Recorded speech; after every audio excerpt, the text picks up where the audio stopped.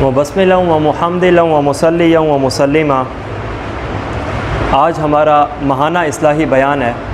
اس کا ٹاپک ہے علامات قیامت، یعنی قیامت کی نشانیاں۔ مختلف ٹائم میں ہم نے مختلف ماہانہ بیانات رکھے ہیں جس میں الگ الگ ٹاپک تھے، جن میں یہ شاید تعداد میں 11واں ہے۔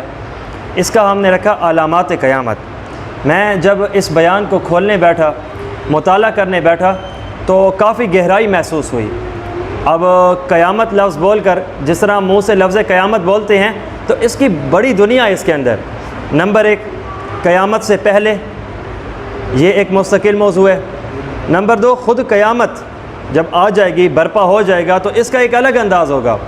اور تیسرا کہ قیامت کے بعد پھر کیا ہوگا، قیامت سے پہلے، عین قیامت، قیامت کے بعد، یہ 3 انداز ہیں۔ ہم نے قیامت کے بعد کے کھاتے کو بھی نہیں لینا۔ عین قیامت میں کیا ہوگا، اللہ رب العزت نے قرآن پاک میں، رسول اللہ صلی اللہ علیہ وسلم نے واضح طور پہ اپنے فرامین میں یہ بات بتائی ہے، اس کو بھی نہیں لینا۔ قیامت سے جو پہلے ہیں، چونکہ ہمارا موضوع قیامت کی نشانیاں ہیں، پھر جب قیامت کی نشانیوں کو میں نے ٹٹولا، اس کے اندر بھی 5-6 موضوعات الگ مستقل اپنے اندر ایک حیثیت رکھتے ہیں، جن میں 4 تو افراد ہیں، جن میں 2 اچھے اور 2 برے ہیں، اور 3 کو ہم جانتے ہیں، ایک کا ہمارے ساتھ وضاحت نہیں ہے۔ 2 افراد جو بہت اچھے ہیں وہ ہے حضرت عیسیٰ علیہ السلام، نمبر 2 حضرت امام مہدی علیہ رضوان، یہ 2 افراد۔ تیسرا دجال، یہ بھی آنا ہے اور یہ ایک برا ہے۔ یہ 3 مستقل ٹاپک ہیں، ان کو بھی کبھی انشاءاللہ اپنے کسی وقت پہ کھولیں گے انشاءاللہ۔ یہ ایک ترتیب، اسے سیریز ہی سمجھ لیجئے، جس کا یہ پہلا دروازہ یہ اصلاحی بیان کے نام سے سمجھ لیجئے۔ چوتھا فرد وہ ہے ابن سیاد۔ ابن سیاد، اس کی مشابہت ریسمبلنس دجال سے تھی، اور یہ آپ صلی اللہ علیہ وسلم کے زمانے میں ہی تھا۔ صحابہ نے بھی اپنی آنکھوں سے دیکھا، آپ صلی اللہ علیہ وسلم نے بھی دیکھا۔ الگ الگ اس کی کچھ نشانیاں ایسی تھیں جو دجال سے ملتی تھیں، اور کچھ نشانیاں ایسی تھیں جیسے میرے اور آپ جیسے ایک نارمل انسان۔ بعض اوقات صحابہ سمجھتے تھے کہ یہی دجال ہے، یہ گم جائے گا اور دوبارہ اسی نے ہی کھڑا ہونا ہے۔ اور بعض کا نظریہ یہ تھا کہ یہ دجال سے ملتا جلتا تو ہے لیکن دجال نہیں ہے، وہ ایک الگ دنیا ہے، اور دجال تو تب آئے گا کہ بہت ساری نشانیاں ابھی تو ہمارے درمیان آپ صلی اللہ علیہ وسلم بھی ہیں۔ بلکہ حدیث پاک میں آتا ہے، آپ صلی اللہ علیہ وسلم نے ارشاد فرمایا کہ وہ کوئی نبی نہیں گزرا کہ وہ دنیا میں تشریف لائے اور اپنی قوم کو دجال سے نہ ڈرائے، نہ بتائے اس کے بارے میں۔ اور صحابہ کہتے ہیں کہ یا رسول اللہ، جب آپ ان کی بات کرتے ہیں تو دل ہمارے مٹھی میں آ جاتے ہیں، ہم لرز جاتے ہیں، ہم ڈر جاتے ہیں، کیا انداز ہوگا اس وقت، کیا ہم ایمان کو محفوظ رکھ سکیں گے، کیا اس وقت صحیح معنوں میں ہم ایمان کے اوپر رہ سکیں گے، کیا آج جو دل کے اندر آپ صلی اللہ علیہ وسلم کی محبت ہے، رب العزت کو ماننا ہے، کیا اس وقت ایسا رکھ سکیں گے یا نہیں؟ تو آپ صلی اللہ علیہ وسلم نے تسلی دیتے ہوئے ارشاد فرمایا، گھبراؤ نہیں، اگر میرے زمانے میں آ گیا نا تو اس کے لیے میں کافی ہوں۔ لیکن یہ کہ یہ دور بڑا بات کا ہے، یہ بھی ایک مستقل ٹاپک ہے۔ پھر اس کے بعد فتنے اور قتل و قتال، یہ بھی ایک مستقل ٹاپک ہے۔ کیا انداز کے فتنے ہوں گے، کیا قتل و قتال ہوگا۔ فتنے، میں آپ کو تھوڑا سا یہ ایک اشارہ دے دوں کہ فتنے اتنے سخت ہوں گے، ایک بندہ رات کو ایمان کی حالت میں سوگا لیکن صبح اٹھے گا کافر ہو چکا ہوگا، صبح ایمان کی حالت میں کرے گا، ابھی شام نہیں ہو چکی ہوگی کہ وہ کافر ہو چکا ہوگا، یہ انداز ہوگا۔ حتیٰ کہ 4 دیواری میں بند بندہ آرام سے کھڑا ہوگا، یہ باہر جانے لگے گا، دوسرا بندہ اسے کہے گا کہ کہاں جا رہے ہو، باہر فتنے ہیں، نہ جاؤ باہر۔ وہ کہے گا نہیں، میرا دل صاف ہے، میرے سینے میں اللہ اور اس کے رسول کی محبت مکمل ہے، بس میں ایسے دیکھنے کے لیے جاتا ہوں۔ حدیث بتاتی ہے جائے گا آئے گا نہیں، فتنے میں مبتلا ہو جائے گا، اتنا سخت فتنہ ہوگا، کیا انداز ہوگا۔ اور قتل و قتال کے بارے میں یہ بھی ایک مستقل ٹاپک ہے۔ قتل و قتال کے بارے میں حدیث میں آتا ہے کہ ایک اوپر سے جانور جنگ ہوگی، بندے مریں گے، اور لاشوں کی تعداد، ایک جانور ہوگا، ایک پرندہ ہوگا جو اوپر سے اڑے گا، اور اڑتے اڑتے تھک کے بیٹھنے کو وہ تیار ہو جائے گا لیکن نیچے لاشیں ختم نہیں ہوں گی۔ کیا عجیب ہے، یہ بھی اپنے اندر مستقل ٹاپک رکھتا ہے۔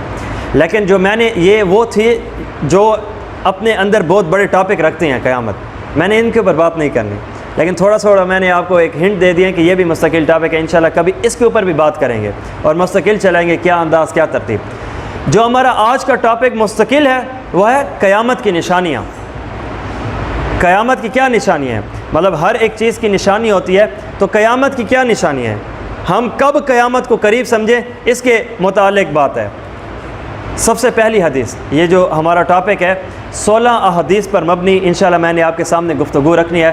آپ صلی اللہ علیہ وسلم کے وہ مبارک 16 فرامین جس میں آپ صلی اللہ علیہ وسلم نے قیامت کی نشانیوں کے متعلق زبردست انداز سے وضاحت بھرا، گویا اب کوئی سمجھنا چاہے کہ قیامت کی نشانیاں کیا ہیں تو رات میں بھی اسے دن لگے، اب گویا پوچھنے کی ضرورت نہ ہو، اتنی وضاحت سے آپ صلی اللہ علیہ وسلم نے بتا دی۔ پہلی مبارک حدیث، حضرت انس رضی اللہ عنہ ارشاد فرماتے ہیں، بخاری میں بھی، امام مسلم نے اپنی مسلم میں بھی اس بات کو جگہ دی ہے، اس حدیث پاک کو نقل فرمایا ہے۔ سب سے پہلی قیامت کی نشانیوں میں سے یرفع العلم، علم اٹھا لیا جائے گا۔ اور آپ کو پتہ ہے علم کا اٹھانا کیا ہے، یہ یاد رکھیے گا، نیک علماء کا اٹھنا ہی علم کا اٹھنا ہے، وگرنہ قرآن پاک بند پڑھ ہو اسے ہم علم کہیں گے، بے شک کہیں گے، لیکن یہ اپنے آپ میں بیان نہیں کر سکتا، یہ کندھا چاہتا ہے، یہ انسان چاہتا ہے، یہ ممبر چاہتا ہے، یہ فرد چاہتا ہے، یہ نیک افراد چاہتے ہیں، پھر اس کی زبان میں آئے گا، پھر لوگوں تک پہنچے گا۔ تو پھر حدیث پاک میں آیا ہے نا یا صلاح کہ یہ آپ نے فرمایا کہ علم اٹھایا جائے گا، کیسے اٹھایا جائے گا، میں پڑھا رہا ہوں اپنی نسل کو، وہ پڑھا رہے ہیں اپنی نسل کو، اور ہوتے ہوتے یوں چلا جائے گا۔ نبی اسلام نے ارشاد فرمایا، میں تو تجھے بڑا سمجھدار سمجھتا تھا، یہی کام تو یہود و نصارہ نے بھی کیا ہے، تو آج ان کی زبان میں جو کتاب اتری تھی وہ زبان ہی باقی نہیں رہی، کیا انداز تھا، کیا آیات تھی، اس کا بھی نہیں پتہ۔ اور بات یہ یاد رکھو، یہ جان رکھو، انداز ایسا ہوگا کہ آپ صلی اللہ علیہ وسلم فرماتے ہیں وَلَٰكِنْ بِقَبْضِ الْعُلَمَاء، نیک اللہ والے سمجھدار قسم کے طبقہ علماء کو اٹھا لیا جائے گا، اور ان کا اٹھنا علم کا اٹھنا ہوگا۔ اور میں آپ کو بتاؤں علم کا اٹھنا کیسا ہوگا، حدیث کے مطابق مفہوم کی دنیا میں اتریں دو بندے واضح طور پہ، جس میں آج ہم اب اس زمانے میں اختلاف نہیں دیکھ رہے، ان پہ آپس میں اختلاف ہوگا، ایک فرض حکم کے بارے میں اختلاف ہوگا کہ آیا یہ فرض ہے یا نہیں۔ مثلا نماز کو لے لیجئے، آج کسی کا اختلاف نہیں ہے کہ نماز فرض ہے۔ مثلا زکوٰۃ کو لے لیجئے، کسی کا اختلاف نہیں ہے مسلمانوں میں۔ اسی طرح حج کو لے لیجئے، اسی طرح رب العزت کے واضح احکامات جو آج اختلاف نہیں ہے، دو بندوں میں آپس میں اختلاف ہوگا، حدیث بتاتی ہے تیسرا کوئی ایسا بندہ نہیں ہوگا جو ان کی صحیح معنوں میں رہنمائی کر سکے۔ اس انداز تک جہالت عام ہو چکی ہوگی، افراد تو دکھیں گے، کتابیں تو ہوں گی، جس طرح آج کا زمانہ تو علم کا پہلے زمانے سے زیادہ فاسٹ ہے، ایک انٹر پہ میرے پاس علم ہے۔ اگر آپ محسوس کریں تو کتنی کتابیں ہیں، اگر یہ ہم اپنے گھر میں کل رکھنا چاہیں نا تو لاکھوں روپے لگانے پڑیں، اور جگہ علیحدہ، الماری، کپبورڈ وغیرہ، لیکن آج 300-400 روپے کا پیکج کیجئے، ہر انٹر پہ ایک کتاب آپ کے ساتھ ہے، اور وہ عربی میں ہے تو آپ کو اردو میں ترجمہ مل جائے گا۔ تو ذرائع علم آسان ہو چکے ہیں، لیکن حدیث بتا رہی ہے علم کا انداز ایسا ہوگا، اس انداز سے اٹھے گا، اس انداز سے اٹھے گا کہ علم کی دنیا میں اگر آپ دیکھو تو آپ کا دن بھی اندھیری رات ہوگا۔ ابھی الحمدللہ وہ وقت نہیں آیا۔ بہت سے لوگ ایسے باتیں کرتے ہیں کہ بس قیامت قریب ہے، قیامت قریب ہے۔ نہیں بھائی، ابھی قریب نہیں ہے، ابھی جانے دیجئے۔ ہاں یہ بات الگ ہے کہ قرآن پاک نے بھی بتایا ہے کہ قیامت قریب آ چکی ہے۔ اس قریب کا مطلب یہ نہیں ہے کہ گھنٹے دو کے بعد قیامت آ جائے گی، ابھی تو بہت ساری نشانیاں ہیں، ابھی تو بہت سارے ایسے معاملات ہیں جو واضح ہونے ہیں، یہ تو شاید ہماری نسل میں بھی قیامت کا تذکرہ بھی نہ ہو، بڑی دور کی بات ہے۔ دوسری بات، حدیث پاک کے مطابق حضرت انس رضی اللہ عنہ اور جو ارشاد فرماتے ہیں جہالت کی کثرت ہو جائے گی، ناواقفیت بڑھ جائے گی۔ جب پہلی بات علم کا اٹھ جانا ہو جائے گا تو جہالت میں تو اضافہ ہو ہی جائے گا۔ علم کا نہ ہونا ہی تو جہالت کہلاتا ہے، جس طرح کہ روشنی کا نہ ہونا ہی تو اندھیرا کہلاتا ہے، اسی طرح علم کا نہ ہونا ہی جہالت ہوتا ہے۔ تو جب علم نہیں ہوگا تو جہالت عام ہو جائے گی۔ اور حدیث پاک کے مطابق تیسری بات، علامات قیامت میں سے زنا عام ہو جائے گا، زنا عام ہو جائے گا، اللہ اکبر، زنا عام ہو جائے گا۔ یہ بات یاد رکھیے کہ زنا عام ہو چکا ہے، زنا عام ہو چکا ہے۔ ایک امریکہ کے ایک ساتھی ہیں، وہ یہ ہمیں بتا رہے تھے، ہمارے پاس مدرسے میں وہ پڑھ رہے تھے، تو وہ بتانے لگے کہ تقریباً اگر میں یہ کہوں اپنے اندازے سے کہ 40 سے 50% ہمارے یہاں علاقے میں جو افراد پائے جاتے ہیں وہ زنا سے پیدا شدہ ہیں، 40 سے 50% میرے امریکہ میں، اس نے یہ کہا ہے اپنے اندازے کے مطابق۔ تو یہ ایک انداز ہے، زنا کی کثرت ہو چکی ہوگی، اس انداز تک معاملہ جا چکا ہوگا۔ اب کوئی ہے تو شہوت کی وجہ سے، کوئی ہے تو غربت کا اپنے اوپر لیبل لگا کہ بھائی مجبور ہیں، تو کمانے کے کئی حلال انداز بھی تو ہیں۔ حلال 15 طریقوں کو چھوڑ کے ایک زنا کو لینے کا مطلب کیا ہے؟ اپنی شہوت پرستی. تو زنا کی اس انداز سے کثرت ہو جائے گی. ہمیں شریعت نے جو واضح طور پہ نسب کا ثابت ہونا بتایا ہے کتنا خوبصورت ہے کہ یہ کس کا باپ ہے، یہ کس کا بیٹا ہے. یہ ایک خوبصورت ترتیب ہے نکاح کے ذریعے سے، لیکن اس کو آج زنا کے طریقے سے ختم کیا جا رہا ہے، زنا کو عام کیا جا رہا ہے. اور یہ بات یاد رکھیے، جب بھی ایک گناہ اور بعض اوقات ایک نیکی کا آپس میں کنٹیکٹ ہوتا ہے، کنیکشن ہوتا ہے، جب ایک نیکی کو ہم چھوڑ دیں گے تو گناہ خود بخود بڑھ جائے گا. جیسے آپ دیکھیے جھوٹ اور سچ، ان کا آپس میں کنیکشن ہے. اگر ہم نے جھوٹ زیادہ کر دیا تو سچ کا گراف خود بخود نیچے آ جائے گا. میں یوں کہوں کہ اسی طرح ہی اگر زنا کو ہم نے عام کر دیا نا تو زنا پھر نکاح مہنگا ہو جائے گا. اور آج یہی تو انداز ہے. کتنی ایسی کارگزاریاں آتی ہیں، ایک کال آتی ہے، سینہ دکھتا ہے کہ زنا 1000 سے 15 روپے پہ آ چکا ہے.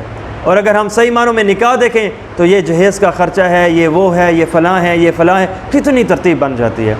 تو ایک صحیح بندہ بھی زنا کی طرف راغب ہو جاتا ہے. کیوں؟ ماحول دعوت دے رہا ہے، ماحول دعوت دے رہا ہے. تو وہ کیا چیز ہے؟ وہ ہمارے اپنے ہی ہاتھ سے کرتا ہے. تو جب کبھی بھی انسان اس چیز کو نہیں لے گا یعنی اچھائی، تو وہ یعنی جو برائی ہے عام ہو جائے گی. اس لیے ان چیزوں سے بچنا چاہیے. چوتھی چیز، شراب کا عام ہو جانا. شراب اس انداز سے عام ہو جائے گی کہ جیسے پانی ہے، اس انداز سے عام ہو جائے گی. اور ابھی ہمارے علاقوں میں تو وہ والا دور نہیں آیا، لیکن اگر اوورآل ہم دنیا میں دیکھیں تو شراب عام ہو چکی ہے. اور اس سے بڑھ کے حدیث پاک کے مطابق گناہ ہوں گے اور گناہوں کا نام بدل لیا جائے گا. کام وہی ہوں گے، گناہ بدل لیا جائے گا. اب جیسے شراب ہے، اس شراب کے نام سے کوئی بھی نہیں پہچانتا. آپ دیکھیے شراب کا نام رکھ دیا گیا ہے، یہ فلاں کولا ہے، یا یہ فلاں انداز ہے، یا یہ فلاں بوتل ہے. اور اس کو آپ دیکھ لیجئے، جیسے بینک میں انسان جاتا ہے، سود ہے، سود حدیث کے مطابق 40 درجے ہیں. آخری اور چھوٹے سے چھوٹا اس کا درجہ یہ ہے، ایسے کوئی بندہ سود لے ایسے ہے جیسے کسی نے اپنی ماں سے زنا کیا ہو. یہ میرے سخت الفاظ نہیں ہیں، یہ میرے اور آپ کے محبوب پیغمبر صلی اللہ علیہ وسلم کے فرمان کے مطابق ہے. یہ ایک چھوٹا سا اس کا معاملہ ہے. لیکن ہم جب بینک میں جاتے ہیں تو سود نام کوئی لیتا ہی نہیں ہے. سود کا اڈا ہی سود کا نام گما چکا ہے. کیا بھائی؟ پروفٹ. یہ پروفٹ اکاؤنٹ ہے اور یہ کرنٹ اکاؤنٹ ہے. بھائی سیدھا کہو نا، یہ سود اکاؤنٹ ہے. جس طرح آج ہم اپنی مجلسوں میں دیکھیں، کوئی کسی کو کہہ رہا ہوتا ہے کہ یار میں کو چنگا خراب کیتا ہے، چنگا حکم ہے، تو یہ کیا ہے؟ تذلیل کرنا ہے. اور تذلیل کو ہم نے ہٹا کے چنگا خراب کیا نام رکھ لیا. بھائی غیبت نہ کرو، بھائی انجوائمنٹ ہے. نام بدل دیے گئے ہیں. یہ حدیث کے مطابق گناہ ہوں گے، گناہوں کا نام بدل لیا جائے گا. اور ان میں سے ایک یہ ہے کہ شراب بھی عام کر دی جائے گی. اور بڑی قیامت کی نشانیوں میں سے ایک یہ ہے کہ مردوں کا اضافہ ہو جائے گا، عورتوں کا تعداد میں اضافہ ہو جائے گا. مرد تعداد میں کم ہو چکے ہوں گے. حدیث کے مطابق کم از کم ایک مرد 50 عورتوں کے لیے کفیل ہوگا. 50 عورتیں، یعنی اگر دنیا میں دیکھیں تو ایک مرد بمقابلہ 50 عورتیں. یہ ایک انداز ہوگا حدیث کے مطابق. اور اس سے بعض اوقات یہ بھی غلط فہمی سمجھ لی جاتی ہے گویا ایک مرد کی 50 بیویاں. ایسا نہیں ہے. قرآن نے واضح طور پہ فرمایا ہے مثنی و ثلاث و رباع کہ بیک وقت انسان مرد 4 ہی شادیاں، 4 ہی بیویاں رکھ سکتا ہے. اور یہ جو حدیث پاک میں بتایا گیا ہے کہ ایک مرد کے لیے 50 عورتیں، اس کا مطلب یہ نہیں ہے کہ اس کی 50 بیویاں ہوں گی. اس کا مطلب یہ ہے کہ وہ کفیل 50 کا ہوگا، یعنی پھپھی بھی اس کے اوپر ہوگی، خالہ بھی اس کے اوپر ہوگی، اور اسی طرح جتنے بھی رشتہ داروں میں سے جتنے بھی قریب یا دور کے ہیں وہ انہی کے سر کے اوپر ہوں گے، اور وہ اس کا کفیل ہوگا، اور وہ ان کا ذمہ دار ہوگا، اور وہ ان کو کھلائے گا پلائے گا، اپنی تنخواہ میں سے دے گا. یہ ایک انداز و ترتیب ہوگی. یہ حدیث پاک میں الگ الگ حدیثوں میں الگ الگ تھوڑی بہت جو ہے نشانیاں بتائی گئی ہیں. یہ ایک حدیث ہے جس میں آپ صلی اللہ علیہ وسلم نے ہمیں بتایا کہ وہ کون کون سی چھوٹی موٹی نشانیاں ہیں کہ جب یہ آنے لگیں محسوس کر لو کہ قیامت کا دروازہ کھل چکا ہے. اور یہ آلات ہیں، یہ ابتدا و طریقہ ہے کہ جس سے اچھا مزے کی بات، قیامت کی ہر نشانی بری بھی نہیں ہے. جیسے کہ میں نے ایک جگہ یہ بات کی، میں نے کہا آپ صلی اللہ علیہ وسلم کا تشریف آوری یہ بھی قیامت کی نشانیوں میں سے ایک نشانی ہے. تو وہ ساتھی غصہ کر گئے. میں نے کہا یار بات ذرا توجہ سے سنو، یا دلیل دو یا دلیل لو. اب ذرا طریقے سے سمجھو. قیامت کی جو نشانیاں ہیں نا وہ پکی بات ہے کہ ہیں، لیکن چند ایک نشانیاں ایسی ہیں جو اچھی ہیں اور چند ایک ایسی ہیں جو بری ہیں. اور آپ صلی اللہ علیہ وسلم کی تشریف آوری علامات قیامت میں سے ہے، لیکن یہ وہ نشانی ہے جو اچھی ہے. جیسے کہ قرب قیامت حضرت عیسیٰ علیہ السلام نہیں آئیں گے، قرب قیامت امام مہدی علیہ رضوان نہیں آئیں گے اور ان کی تشریف آوری اچھی ہوگی، حتیٰ کہ ابھی کیا دنیا میں اسلام ہے جو عیسیٰ علیہ السلام کے آنے پر ہوگا؟ وہ کوئی گھر نہیں ہوگا جس میں لا الہ الا اللہ کا جھنڈا نہ لہرا چکا ہو۔ ایک خوبصورت ترتیب ہوگی، زبردست قسم کا آپ صلی اللہ علیہ وسلم کا فرمان پورا ہونا ہے، تو یہ ایک انداز ہوگا۔ ہاں بری نشانیاں بھی ہیں، جس طرح کہ میں نے آپ کے سامنے رکھی، علم کا اٹھ جانا ہے، جہالت کا کثرت کا ہو جانا ہے، شراب کا پی جانا ہے، زنا کا عام ہو جانا ہے، وغیرہ وغیرہ۔ تو نشانیاں دونوں قسم کی ہیں، تو ان میں سے ایک یہ بھی ہے۔ دوسری حدیث حضرت جابر بن سامورہ رضی اللہ عنہ ارشاد فرماتے ہیں، مسلم شریف کی روایت ہے کہ قرب قیامت جھوٹوں کا اضافہ ہو جائے گا، جھوٹے بندے زیادہ ہو جائیں گے، حتیٰ کہ اگر کوئی بندہ پوچھے گا کہ یار کوئی تمہارے علاقے میں سچا بھی ملتا ہے؟ ہاں یار، وہ ہم سنتے تھے کسی ایک بندے کے بارے میں، وہ لاکھوں میں ہزاروں میں ایک بندہ ہوگا کہ یار اس کے بارے میں ہم کہہ سکتے ہیں کہ یہ سچ بولتا ہے، باقی وہ دو نمبری ہیں۔ تو یہ ایک ترتیب ہوگی۔ حدیث پاک میں اس کی تشریح اس انداز سے بھی علماء نے لکھی ہے کہ جھوٹوں کے اضافے کا مطلب یہ بھی ہے کہ مدعیان نبوت ہوں گے، یعنی وہ جھوٹی نبوت کا دعویٰ کریں گے، اور یہ بھی بات ممکن ہے کہ غیر دین کو دین بتائیں گے، یعنی بدعت کو دین بتائیں گے، یہ بھی ترتیب ہے۔ اور تیسری اس کی تشریح یہ بھی ہے کہ ہاں یار یہ اعلیٰ چیز ہے، یہ لے لو، اس کا فائدہ ہے، دکاندار جھوٹ بولے گا، ہر معاملہ اس کے اندر آ سکتا ہے، تو یہ بھی ایک قیامت کی نشانیوں میں سے ایک نشانی ہے۔ تیسری حدیث حضرت ابو ہریرہ رضی اللہ عنہ ارشاد فرماتے ہیں، بخاری شریف کی روایت ہے کہ آپ صلی اللہ علیہ وسلم باتیں فرما رہے ہیں، ایک دیہاتی آیا اور آپ صلی اللہ علیہ وسلم کی باتوں کے درمیان میں کہنے لگا، متسا یا رسول اللہ، قیامت کب قائم ہوگی؟ تو آپ صلی اللہ علیہ وسلم نے فرمایا کہ بیٹھ جاؤ، سائڈ پہ بات ہو رہی ہے۔ جب آپ صلی اللہ علیہ وسلم نے اپنی بات مکمل کر لی تو فرمایا کہ تم میں سے سوال کرنے والا کون تھا؟ تو آپ صلی اللہ علیہ وسلم کو وہ عرض کرنے لگا، یا رسول اللہ میں تھا، میں سوال کرنا تھا۔ جی کیجئے، کون سا سوال ہے؟ یا رسول اللہ میں پوچھنا چاہتا ہوں قیامت کب قائم ہوگی؟ نبی علیہ الصلوۃ والسلام نے ارشاد فرمایا کہ تم دیکھو، اذا ضیعت الامانۃ فانتظر الساعۃ، تم یہ محسوس کرو کہ جب امانتوں کو ضائع کیا جا رہا ہے نا، فانتظر الساعۃ، تو یوں محسوس کرو کہ قیامت آ چکی ہے۔ آگے سوال کرنے والے بھی دیہاتی مزاج تھے، تو انہوں نے مزید بھی سوال کو وضاحت بخشی، یا رسول اللہ وما اذا ہوا، آپ نے فرمایا کہ قیامت اس وقت آئے گی جب امانتوں میں ضائع معاملہ زیادہ ہونے لگے۔ وما اذا ہوا، وہ ضائع کیسے ہوں گی؟ ہم اپنی عقل یا آنکھ سے کیا چیز دیکھیں کہ ہم اس کا مطلب یہ سمجھیں کہ امانتیں ضائع ہونے لگی ہیں؟ تو آپ صلی اللہ علیہ وسلم نے ارشاد فرمایا، اب آپ صلی اللہ علیہ وسلم نے خوبصورت تشریح دیکھی ہے۔ آپ صلی اللہ علیہ وسلم نے بات نہیں فرمائی، آپ صلی اللہ علیہ وسلم نے رول فرمایا، ایک اصول بیان فرمایا کہ جب تم دیکھو بندے نااہل ہوں اور قیمتی پوسٹوں پہ بیٹھ چکے ہوں تو فانتظر الساعۃ، یہی تو قیامت کا ایک نشانی ہے اور یہی تو امانتوں کا ضائع ہونا ہے۔ کیوں؟ ایک بندے کو ایک امانت دی گئی ہے، بھائی یہ تمہاری پوسٹ ہے، تم اعلیٰ ڈاکٹر ہو، تم لوگوں کا علاج کرو، بھائی اس میں وہ قابلیت نہیں ہے۔ بھائی تم وزیر اعظم ہو، وہ قابلیت ہے؟ نہیں ہے۔ تم زبردست قسم کے انجینئر ہو، قابلیت ہے؟ نہیں، پر پوسٹ ہے۔ پوسٹ ہونا اور ہوتی ہے، قابلیت ہونا اور ہوتی ہے۔ میٹرک کی ڈگری ہر کوئی لے لیتا ہے، لیکن اتنی قابلیت وہ کسی میں ہوتی ہے۔ تو یہ ایک دو انداز الگ ہیں کہ میٹرک جتنا ٹائم گزار لینا اور میٹرک جتنی قابلیت کا حاصل ہونا، تو یہ دونوں میں فرق ہے۔ تو نبی علیہ الصلوۃ والسلام نے یہاں یہ بات ارشاد فرمائی۔ اور دوسری، علماء اس حدیث مبارک کی اس انداز سے بھی تشریح کرتے ہیں کہ ارشاد فرمایا اذا ضیعت الامانۃ، جب تم دیکھو کہ امانتیں ضائع ہو رہی ہیں۔ قرآن پاک میں اللہ رب العزت نے قرآن پاک کو امانت فرمایا ہے، انا عرضنا الامانۃ علی السماوات او کما قال، کہ ہم نے قرآن پاک کو پہاڑوں پہ بھی، آسمانوں پہ بھی، تمام پہ پیش کیا کہ تم اسے لے سکتے ہو، یا اللہ اس کا بوجھ زیادہ ہے، ہم نہیں لے سکتے۔ تو وہ حملہ انسان نے اس کا بوجھ اٹھایا قرآن پاک کا۔ تو گویا اس کا مطلب یہ بھی ممکن ہے کہ قرآن پاک کی آیات کو ضائع کیا جانے لگے، کیا صحیح آیات پڑھ کے غلط مطلب کیا جانے لگے، یہ ایک انداز ہوگا۔ گویا اللہ رب العزت کے حکم کو تبدیل کرنا۔ اب جیسے اقیم الصلاۃ، قرآن پاک نے فرمایا نماز قائم کرو، اب اس کا آیت کا مطلب جس طرح آج بھی ایک مشہور ہے کہ اتنا تو لکھا پیا کہ نماز قائم کرو، ایتا نہیں لکھا پیا کہ نماز پڑھو۔ انا للہ، بھائی نماز کب قائم ہوگی؟ جب گھر میں سوئے ہوئے ہوں گے اور تب قائم ہوگی۔ تم آؤ گے، مسجد آباد کرو گے، صفوں میں کھڑے ہوگے، اسی چیز کو تو قیام کہتے ہیں۔ اگر تمہیں کہا جاتا ہے نا پڑھو، یہ چھوٹا مطلب ہے، کیا آؤ پڑھو چلے جاؤ۔ قیام کا کیا مطلب ہے؟ اجتماعی شکل دو، 5 وقت کی نماز ہوگی، جماعت کے ساتھ ہوگی، خوبصورت انداز سے ہوگی۔ اللہ رب العزت نے بڑی بات ارشاد فرما دی ہے۔ یہ ایک چھوٹی سی چیز ہے، لیکن عوام میں مطلب کیا ہے؟ کوئی اور ہی مشہور ہے۔ تو یہ ایک چھوٹی چھوٹی باتیں ہوتی ہیں، ان کو سمجھنے کا معاملہ ہے۔ اسی طرح چوتھی نمبر حدیث پاک میں آتا ہے، مسلم شریف کی روایت ہے، حضرت ابو ہریرہ رضی اللہ عنہ ارشاد فرماتے ہیں کہ قیامت اس وقت تک قائم نہیں ہوگی جب تک کہ تم دیکھو مال میں فراوانی ہو چکی ہے۔ اتنا مال ہو چکا ہوگا کہ مال فراوانی کوئی گویا، میں دوسرے الفاظ میں یوں اس حدیث کی تشریح کروں، کوئی غریب نہیں رہے گا۔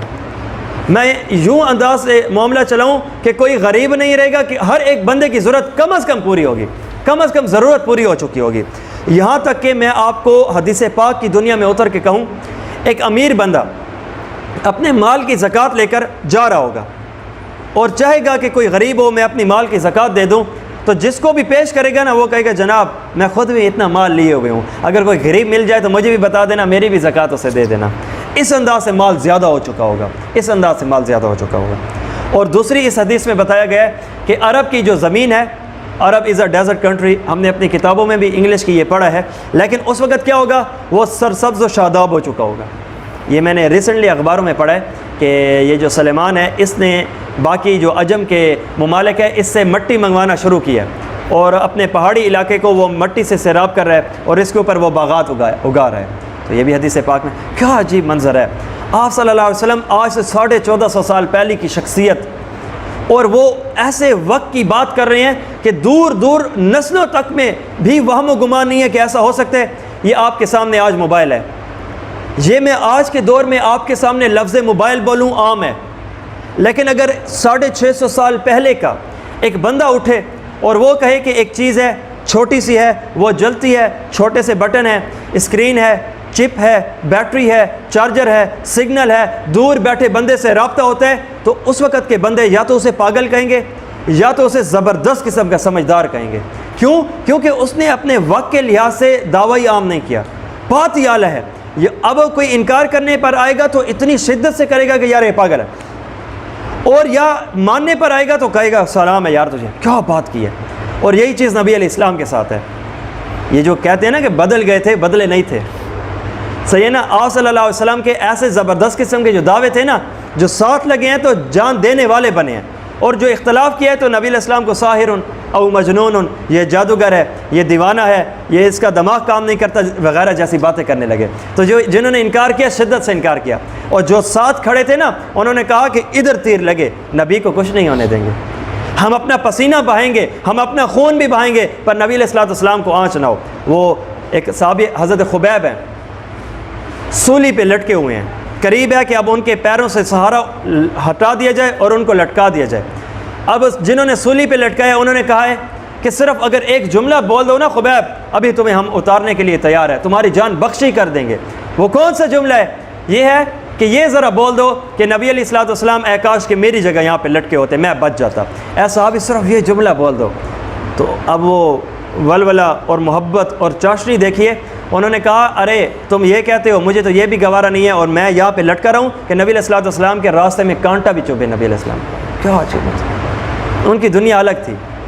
تو یہ اس شخصیت نے ہمیں زبردست قسم کی نشانیاں بتائی ہیں کہ کیا کیا ہوگا، کیا کیا ہو چکا ہے، کیا کیا ہونے والا ہے۔ اچھا مزے کی بات، مسئلے نہیں بتائے، مسئلوں میں حل بھی بتایا ہے کہ جب ایسے کام ہونے لگیں تو تم نے کیا کرنا ہے، تم کیسے رہو گے، تم نے کیا ترتیب چلانی ہے، کیا چیز کرو گے، کیا چیز نہیں کرو گے، کس انداز سے کرو گے اور کس انداز سے بچو گے۔ مسئلے بھی بتائیں، اور سمجھدار شخصیت کا انداز ہی تو یہی ہوتا ہے، صرف مسئلے نہیں بتاتا، صرف وبا نہیں بتاتا، صحیح معنوں میں حل بھی بتاتا ہے، ایک الگ انداز ہوتا ہے۔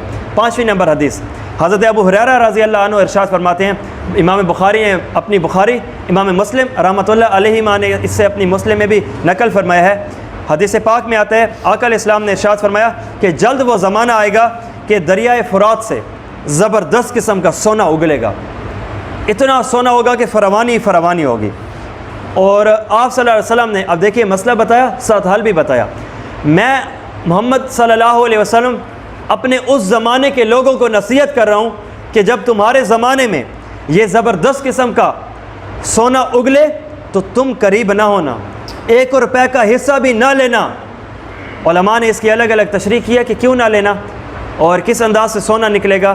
یہ بات بھی ممکن ہے کہ سونا سونے کی شکل میں نہیں، کوئی اور دھات کی شکل میں یا کوئی اور فائدے کی، عالمی فائدے کی صورت میں نکلے اور وہ دریا خشک ہو جائے اور وہاں پہ زبردست قسم کے سونے کا ایک سمندر پہاڑ جیسا معاملہ نکل آئے۔ اور علماء نے منع کی تشریح اس انداز سے کی ہے کہ ممکن ہے کہ اس مال میں شر کا اثر ہو. جو لے گا ایمان سے جاتا رہے گا, جو لے گا نیک اعمال کی چاشنی سے جاتا رہے گا, جو لے گا رب العزت سے وہ جو مناجات کی لذت ہے جاتی رہے گی. پھر اس کے بعد وہ دل نہیں کہے گا کہ میں نماز پڑھوں, وہ دل نہیں کہے گا کہ اللہ رب العزت کے احکامات مانو. اس وجہ سے بھی یا اس جیسا کچھ بھی معاملہ ہو سکتا ہے کہ جس کی بنیاد پہ حدیث پاک نے بتایا ہے کہ ایسا معاملہ بالکل بھی نہ چلایا جائے. میں اس ہی بات کو ایک اگلی حدیث میں آ کر آپ کو وضاحت دینے لگا ہوں. ابو ہریرہ فرماتے ہیں, یہ مسلم کی روایت ہے, آپ صلی اللہ علیہ وسلم نے ارشاد فرمایا یہ جو سونے کا پہاڑ اگلے گا نا اور نکلے گا, تمہیں خبر ہے وہ کیا انداز اپنے اندر رکھے گا, یہ اصلہ کیا معاملہ ہوگا؟ فرمایا اتنی اس پر جنگ ہوگی, اتنا اس پہ قتال ہوگا کہ اتنے ہزاروں میں بندے ہوں گے اور ہر 100 میں 99 مارے جائیں گے, صرف ایک بندے کو ملے گا. اچھا مزے کی بات, پھر بھی ہر ایک بندہ جائے گا, یا اصلہ پھر ہر کوئی کیوں جائے گا؟ آپ کا تو فرمان ہے کہ 99 مارے جائیں گے, صرف ایک کو ملے گا. نبی علیہ السلام نے ارشاد فرمایا کہ ہر 100 میں سے ہر ایک بندہ یہی سمجھ رہا ہوگا کہ ممکن ہے کہ وہ ایک میں ہی ہوں. اس انداز سے لالچ کی انتہا بھی ہو چکی ہوگی اور یہ معاملہ ہوگا, یہ انداز ہوگا. 7ویں نمبر حدیث, حضرت ابو ہریرہ رضی اللہ عنہ ارشاد فرماتے ہیں, یہ بھی مسلم کی روایت ہے کہ نہ صرف سونا اگلے گی زمین, حدیث پاک کے مطابق زمین اپنے جگر کے ٹکڑوں کو باہر نکال کے پھینک دے گی. یعنی وہ معدنیات کی صورت میں ہو, وہ فوائد کی صورت میں ہو, تمام تر چیزوں کو باہر نکال دے گی. وہ سونے چاندی کی ستونوں جیسی تبدیلیاں ہوں گی, زبردست قسم کے آلات ہوں گے, اعلیٰ قسم کا مال ہوگا اور ہر ایک لڑے گا.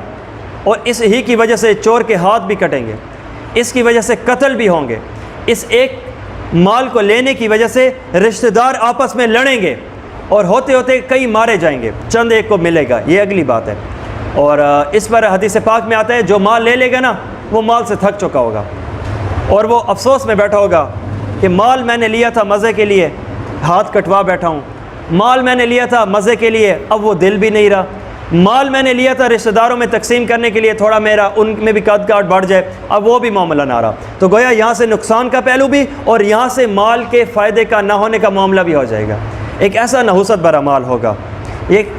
اور 8ویں نمبر حدیث, حضرت ابو ہریرہ رضی اللہ عنہ ارشاد فرماتے ہیں, یہ بھی مسلم کی روایت ہے کہ قیامت اس وقت تک قائم نہیں ہوگی. آپ صلی اللہ علیہ وسلم نے بڑے خوبصورت انداز سے بتایا, قسم ہے اس ذات کی جس کے قبضہ میں میری جان ہے, یعنی آپ صلی اللہ علیہ وسلم کی, اس وقت تک قیامت قائم نہیں ہوگی جب تک کہ ایک بندہ قبر سے گزرے گا اور چاہت کرے گا اے کاش کہ یہ جو بندہ مرا ہوا ہے نا اس کی جگہ کاش کہ میں ہوتا. یا اصلہ کیا یہ اللہ سے ملاقات کی وجہ سے موت کی چاہت ہوگی؟ کیا یہ اس وجہ سے ہوگی کہ وہ جنت میں جائے اور جہنم سے بچے اور رب العزت سے بات کرے وغیرہ وغیرہ؟ فرمایا نہیں. دنیا اتنی آفات اگل دے گی, اتنا بندہ تکلیف کے اندر ہوگا کہ بندہ چاہے گا کہ دنیاوی مصیبتوں سے مجھے یہ قبر ہی خوبصورت ہے, مجھے احکاش کے اس کے اندر دھسا دیا جائے, مجھے مار کے دفن کر دیا جائے. یعنی ایک بندہ موت کو قبول کرے گا, اتنی سخت دنیا کے حالات و مصائب آ چکے ہوں گے. یہ ایک انداز و ترتیب ہوگی. حدیث پاک میں آتا ہے, 9ویں نمبر حدیث ہے, حضرت ابو ہریرہ رضی اللہ عنہ ارشاد فرماتے ہیں, بخاری و مسلم دونوں کی روایت ہے کہ قیامت اس وقت تک قائم نہیں ہوگی جب تک کہ حجاز اپنے اندر سے آگ نہ بھڑکے. اپنے اندر سے بہت بڑی آگ بھڑکائے گا, زبردست قسم کے اس کے شعلے ہوں گے. فرمایا گیا کہ اس سے دور دور کے علاقے, حتیٰ کہ ایک ملک شام کا علاقہ و سٹی سمجھ لیجئے بصرہ, وہاں کے اونٹوں کی گردنوں کو وہ زبردست قسم کا روشن کر دے گی. اس انداز سے آگ نکلے گی. اور یہ جو بصرہ ہے ملک شام کا ایک شہر ہے, اور اس کے بارے میں کہا جاتا ہے یہ بات حد تواتر, یعنی بات زبردست قسم کے یقین کو پہنچ چکی ہے کہ یہ جو قیامت کی نشانی ہے نا یہ بہت پہلے ہو چکی ہے.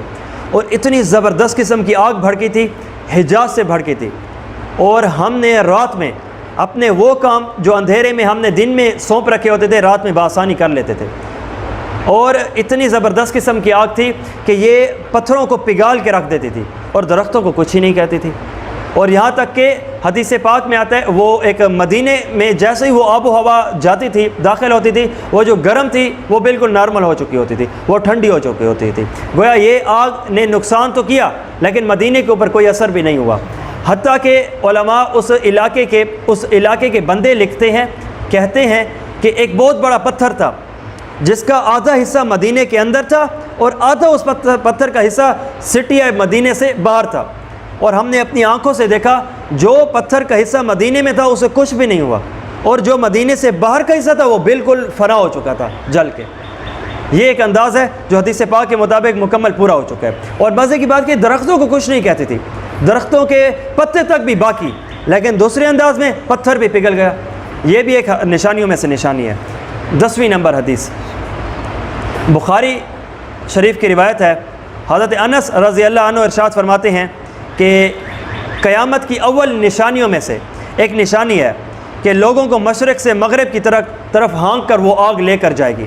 ایک آگ تو پچھلی حدیث میں ہم نے پڑھی، اور اس آگ کے متعلق فرمایا گیا کہ یہ پہلے گزر چکی ہے، اور وہاں کے علماء کا اس بات میں اتفاق ہوا یہ کافی عرصہ رہی ہے، اور 3 جمادی الثانی کو شروع ہوئی تھی۔ 650 ہجری کا یہ واقعہ ہے۔ لیکن یہ جو اگلی حدیث ہے اس میں جو بتایا گیا یہ آئندہ کی بات ہے، اور اس میں لوگوں کو ہانک کر دوسرے علاقے کی طرف مشرق سے مغرب کی طرف لے کر جائے گی وہ آگ۔ یہ آگ الگ ہے، یہ آگ آگے آئے گی۔ اور یہ جو بتایا گیا کہ اول نشانیوں میں سے ایک نشانی ہے، تو اس کا مطلب یہ نہیں ہے کہ پہلی نشانی ہی یہی ہوگی، اس کا مطلب یہ ہے کہ بہت بڑی بڑی جو علامات قیامت ہے، نشانیاں ہیں قیامت کی، ان میں سے ایک ہوگی۔ یہ ایک الگ معاملہ ہے۔ 11 نمبر حدیث پاک میں آتا ہے، حضرت انس رضی اللہ عنہ ارشاد فرماتے ہیں، ترمذی شریف کی روایت ہے کہ زمانہ بالکل تنگ ہو جائے گا، زمانے کی گردش جو ہے یہ بالکل فاسٹ ہو چکی ہوگی۔ یا اصلہ ذرا مثال سے سمجھائیے، یہ آقا کا فرمان ہے، یہ آقا کی مثال ہے۔ تم دیکھو گے کہ سال ایسے جیسے مہینہ، جتنا مہینے میں ہم وقت گزارتے ہیں اتنے میں سال گزر چکا ہوگا، اور مہینہ ہفتے کے برابر، اور ہفتہ دن کے برابر، اور دن 1 گھنٹے کے برابر، اور 1 گھنٹہ نبی علیہ الصلوۃ والسلام ایک گھڑی، گویا میں نے جو ترجمہ گھنٹہ کیا ہے 1 سا، تو حدیث پاک میں آتا ہے ایک چھوٹا سا جو انگارہ ہوتا ہے سلگ کے ختم 1 لمحے میں ہو جاتا ہے، ایسے ہو چکا، گویا 1 گھنٹہ مائکرو سیکنڈ کے برابر ہو چکا ہوگا۔ اتنی تیزی اور فاسٹنس آ چکی ہوگی، کیا انداز ہوگا، کیا عجیب منظر ہوگا، اور آج بھی ایسا محسوس ہوتا ہے۔ لیکن یہ بات یاد رکھیے گا، جب ہم اپنے اساتذہ کرام سے سردیوں کے دن ہوتے تھے اور رات 12 بجے تک بھی الحمدللہ ہماری یہ کتابیں شروع رہی تھی، تو وہاں پہ ہمارے اساتذہ نے فرمایا تھا کہ دیکھو یہ جب کہ چونکہ چنانچہ کر کے جو ہم حدیث فٹ کرتے ہیں نا قیامت کے اوپر، یہ فٹ کرنے کی ضرورت نہیں ہے۔ سنو، یہ آپ صلی اللہ علیہ وسلم کی حدیث مبارک ہے، تمہیں فٹ کرنے کی ضرورت نہیں ہے۔ جب یہ وقت آئے گا نا تو کھلی آنکھ دیکھ لے گی، ہر نارمل بندہ سمجھ لے گا ہاں یار یہ تو وہی پیغمبر اسلام کا فرمان ہے، کسی کو سمجھانا نہیں پڑے گا۔ آج تو سمجھانے کی ضرورت ہے، جب کہ چونکہ چنانچہ کی مار دیتے ہیں، یہ ایک انداز الگ ہوگا، وہ الگ وقت ہوگا، اور اس میں روزے روشن کی طرح ہر ایک آنکھ کہے گی ہاں یہی تو حدیث میں ہے، اور یہی آج ہم دیکھ بھی رہے ہیں۔ اتنی واضح طور پہ ایک عمل ہو چکا ہوگا، اور آنکھوں سے اس کے اوپر ہم دیکھ چکے ہوں گے۔ 12ویں نمبر حدیث حضرت عبداللہ بن حوالہ رضی اللہ عنہ ارشاد فرماتے ہیں، یہ مشکات شریف کی روایت ہے، یہ ایک لمبی حدیث ہے جس میں اس کا آخری حصہ آپ کے سامنے لینے لگا ہوں، کہ حضرت حوالہ رضی اللہ عنہ کے رسول اللہ صلی اللہ علیہ وسلم نے سر مبارک پہ عذرائے شفقت ہاتھ رکھا اور ارشاد فرمایا کہ حوالہ تم دیکھو گے، یعنی آئندہ زمانہ جب آئے گا تو اس وقت یہ جو خلافت ہے، یہ جو دارالخلافہ مدینہ ہے، اس کو بدل کے ملک شام میں کر لیا جائے گا، ارض مقدس جسے کہتے ہیں۔ تو یہ جو دارالخلافہ آج سعودیہ کا مدینہ ہے، یہ ہٹا کر ملک شام قرار دے دیا جائے گا۔ یا رسول اللہ ایسا ہوگا؟ جی ہاں ایسا ہوگا۔ یا رسول اللہ پھر ایسا کیا معاملہ، پھر اس وقت کیا ہوگا؟ تو فرمایا جب ایسا ہو جائے نا پھر سمجھ لینا کہ زلزلے زبردست طریقے سے آئیں گے، سمجھ لینا حادثات بڑے بڑے ہوں گے، سمجھ لینا کہ قیامت بھی قریب آ چکی ہے، اور بہت ایسے آفات آئیں گے جیسے ایک ہار ہو اور اس ہار کے دھاگے میں زبردست قسم کے موتی پروئے ہوئے ہوتے ہیں، ہم اس کو کاٹ دیں، جیسے ایک کے بعد ایک آتا جاتا ہے، اور ایک کے بعد دوسرا، ابھی پہلا گرا نہیں ہے کہ دوسرا اس کے سر پہ، اس انداز سے آفات آ چکی ہوں گی۔ ایک سے تم جان چھڑاؤ گے نہیں، دوسرا آ چکا ہوگا، ایک فتنے سے بچو گے نہیں کہ تیسرا آ چکا ہوگا، زبردست قسم کے فتنے ہوں گے۔ پھر عام مومن کا بچنا مشکل ہوگا، وہ اس کے اندر مبتلا ہو جائے گا، اسے پھر ایمان کا گراف اعلیٰ کرنا پڑے گا، اپنے آپ کو مضبوط کرنا پڑے گا، جب یہ کرے گا تو بنے گا، وگرنہ کھاتا خراب ہے۔ حدیث پاک میں آتا ہے، آقا فرماتے ہیں دلوں پر فتنے پیش کیے جائیں گے۔ اس کی میں آج چھوٹی سی مثال اگر آج آپ کے سامنے رکھوں نا، چھوٹی سی موبائل ہے، میرے نوجوان کی آج تنہائی بھی، محفل بھی تنہائی ہے اور تنہائی بھی تنہائی ہے، اس انداز سے کہ اب وہ رضائی میں ہے، رات کا وقت ہے، ہاتھ میں موبائل ہے، کوئی بھی برائی کر سکتا ہے، اب ایمان ہی ہے جو بچائے گا، وگرنہ ذرائع برائی کے پورے ہیں، پورے کے پورے ہیں۔ اب اگر بچنا چاہے تو یہ اس کا اضافی کمال ہوگا، وگرنہ ذرائع برائی کے پورے ہو چکے ہیں، رضائی تک تمہاری برائی آ چکی ہے، ایمان بنا ہوگا تو آسانی ہے۔ وگرنہ حدیث پاک میں آتا ہے، یہ جب یہ ٹاپک چلائیں گے تو انشاءاللہ اس پہ بات کریں گے، سیدنا عیسیٰ علیہ السلام جب تشریف لائیں گے نا، اربوں روپے اس سے بڑھ کے حضرت عیسیٰ علیہ السلام کو مال پیش کیا جائے گا۔ عیسیٰ السلام یوں پیر کی ٹھوکر سے اعراض کریں گے، ٹھکرائیں گے، نہیں چاہیے، للہیت چاہیے، اللہ کا حکم چاہیے، اور میرے ساتھ ایسے بندے مجھے چاہیے جو میرے ساتھ موت پہ بیعت کریں، مریں گے تو مریں گے، تمہارا ساتھ نہیں چھوڑیں گے۔ اس انداز صلیب کو توڑیں گے، عیسائیت کو ختم کریں گے۔ اور عیسائیت کو ختم کرنے کا کیا انداز ہے؟ میں آپ کو یوں بتاؤں کہ عیسائیت دو انداز سے ختم ہو سکتی ہے، یا تو قتل کریں گے، یا تو جو سچے عیسائی ہوں گے نا، جو عیسیٰ السلام سے محبت کرنے والے ہوں گے، وہ کہیں گے ایسا حکم کرو، کیا کرنا ہے بھئی، محمد ہی بن جاؤ، تبھی تم صحیح معنوں میں عیسیٰ کہلاؤ گے، عیسوی کہلاؤ گے، ہو جائیں گے مسلمان۔ یا تو مسلمان ہو کے عیسائی ختم ہوں گے، یا تو پھر مر کے ختم ہوں گے، اور ان کے ساتھ جنگ بھی زبردست رہی۔ بلکہ ایک بہت بڑی لمبی حدیث ہے، اس کے اندر آتا ہے کہ مسلمان عیسائیوں کے ساتھ ہو کر غیروں کے ساتھ لڑیں گے، اور ان کو مات دے کے مکمل ختم کر چکے ہوں گے، اور جب ختم کریں گے تو پھر اس کے بعد مسلمان اور عیسائی بطور جشن اکٹھا ہوں گے، تو اس پر ایک بڑا عیسائی اٹھے گا اور اپنی صلیب کے نشان کو یوں اٹھا کے کہے گا کہ آج صلیب جیت گئی، صلیب کا جو نشان ہے ان کا، تو اس کے اوپر ایک مسلمان کو غیرت آئے گی، صلیب کہاں جیتی؟ یہ تو مسلمان کا سینہ تھا جو لڑا ہے، جو آج بھی ہم افغانستان میں دیکھیں کیا نیٹو پاور، اس سے بڑھ کے ٹیکنالوجی نہیں، اس سے بڑھ کے افراد نہیں، اس سے بڑھ کے زور نہیں، لیکن قرآن دعویٰ دیتا ہے، اور لوگوں سمجھداروں کے لیے نشانی ہے، پتھر کے زمانے میں رہنے والوں سے تم مات کھا گئے ہو۔ کس کی مدد تھی؟ وہ صلیب توڑے گا، یہاں پہ مسلمان کی غیرت آگے بڑھے گا، اور مسلمان عیسائی سے صلیب لے گا، یوں توڑ کے پھینکے گا، اس پہ مسلمانوں اور عیسائیوں کی بھی لڑائی شروع ہو جائے گی۔ اور یہ بھی ایک ترتیب ہے، بڑی لمبی زبردست قسم کی حدیث ہے، اس میں بھی مسلمانوں اور عیسائیوں کی آپس میں جنگ ہوگی، پھر اس کے بعد آخر میں مسلمان ہی جیتیں گے۔ تو میں یوں کہوں کہ یہ بات کہنے کو نہیں ہے کہ ہم نے فتح ہونا ہے یا نہیں، او بھائی ہم ہی نے ہونا ہے، مجھے قرآن بتاتا ہے، مجھے حدیث سمجھاتی ہے، بات یہ ہے کہ میری غیرت کا سوال ہے، غیرت مسلم کا سوال ہے۔ قرب قیامت یہودی پتھر کے پیچھے چھپے گا، حدیث کے مفہوم کے مطابق پتھر کہے گا میرے پیچھے چھپا ہے، آؤ مارو۔ درخت کے پیچھے جان چھپائے گا، درخت کہے گا میرے پیچھے آؤ مارو۔ لیکن اس وقت میں کیا کر رہا ہوں؟ مجھ سے دوست کہتے ہیں بس یار دعا مانگو کہ اللہ دوبارہ صلاح الدین ایوبی عطا کرے، میں کہتا ہوں یہ دعا مجھ سے نہیں ہو سکتی، میں یہ نہیں کرتا۔ یوں آنکھ اٹھا کے بھائی صلاح الدین ایوبی مانگ رہے ہیں، کوئی صلیبی تو نہیں مانگ رہے، کوئی عیسائی تو نہیں مانگ رہے، تو تم سے یہ دعا نہیں ہوتی؟ میں کہتا ہوں میں یہ دعا نہیں کرتا کہ اللہ دوبارہ کسی صلاح الدین ایوبی کو بھیج، میں کہتا ہوں اے اللہ مجھ میں صلاح الدین جیسی صلاحیت پیدا کر، مجھے صلاح الدین ایوبی بنانا۔ ابھی بھی انتظار میں ہو، ابھی بھی کوئی آئے گا، او بھائی بنو، کچھ تو کرو، اپنے حد میں رہ کے کچھ تو احتجاج ہونا چاہیے۔ یہ 4-5 سال پہلے جو ملک شام پہ حملے ہوئے تھے، اللہ کی قسم میں نے عید پہ نیا سوٹ نہیں پہنا تھا۔ 4 نے پوچھا کیوں؟ میں نے کہا مجھ سے جرأت نہیں ہے، میرا مسلمان مار کھا رہا ہے، جہاں تم 5 نمازیں پڑھ رہے تھے وہ 6ٹھا جنازہ بھی پڑھ رہا تھا، نہیں تھی ہمت کہ میں پڑھوں، میرا مسلم مار کھا رہا تھا۔ سمجھ تو ہو تھوڑی سی، ہم مصلی پہ بیٹھ کے دعا تو کر سکتے ہیں، اللہ سے تو مانگ سکتے ہیں۔ حدیث پاک میں آتا ہے کل قیامت دن اللہ سے پہنچو گے نا تو اے بندے کیا کیا؟ کچھ کر سکتے تھے، اس کا سوال ہے ان میں رہتے ہوئے کیا کیا ہے؟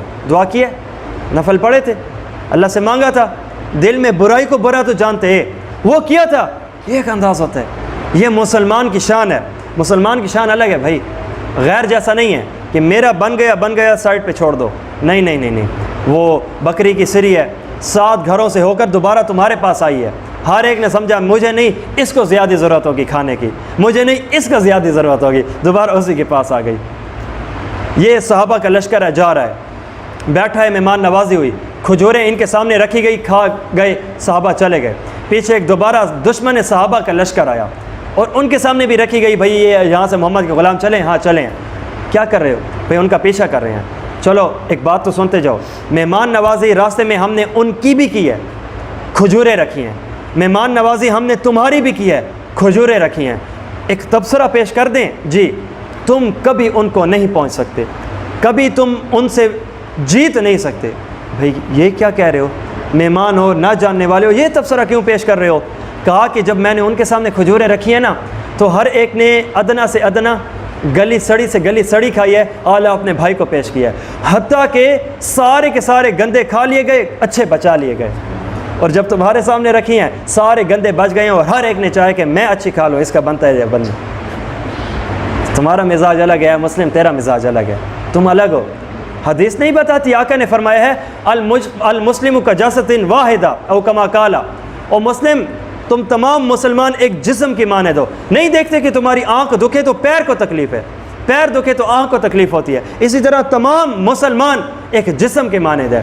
یہ شام میری آنکھ ہے، فلسطین میرا سر ہے، افغانستان میرا جگر ہے، پاکستان میرا دل ہے، ان کو کچھ ہو مجھے کچھ ہو، یہ ترتیب ہونی چاہیے، یہ درد تو سینے میں کم از کم ہونا چاہیے، کم از کم ہونا چاہیے بھائی۔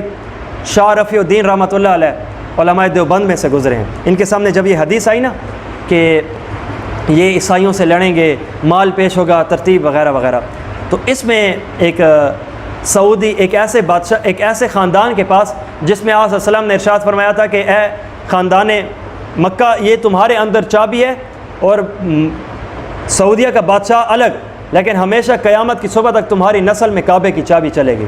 شاہ رفیع الدین رحمۃ اللہ علیہ نے جب یہ دیکھا نا، کہا اس کا مطلب یہ ہے کہ ہماری نسلیں چلیں نہ چلیں قیامت تک، یہ جو خاندان ہے نا قیامت تک چلے گا، پیغمبر کا فرمان ہے۔